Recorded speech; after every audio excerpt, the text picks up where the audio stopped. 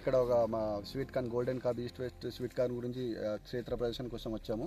So ఒకసారి east west sweet corn golden corn గురించి ఒకసారి రైతు ఉందాం. సో చెప్పండి అన్న, మీకు దీనిలో మీ పేరేంటి, ఎక్కడ తీసుకున్నారు, సో దీని గురించి మీకు ఏం నచ్చింది దీనిలో, ఈ వెరైటీలో? నా పేరు తిరుపతి, గ్రామం దాదరపల్లి, గజ్వేల్ మండల్, సిద్దిపేట డిస్టిక్. నేను ఈస్ట్ వెస్ట్ వారిది గోల్డెన్ క్రాప్ అనేది వేసాను. ఇది ఎందుకు వేసిన అంటే ఇంతకుముందు వేరే సీడ్ దీన్ని వాడినాను. దానికి దీనికి పోల్చుకుంటే అది క్రాపు ప్లస్ వెయిట్ షేనింగ్ బాగుంది. ఇది అన్నిటికన్నా అందుకోసం ఇది వేసినది.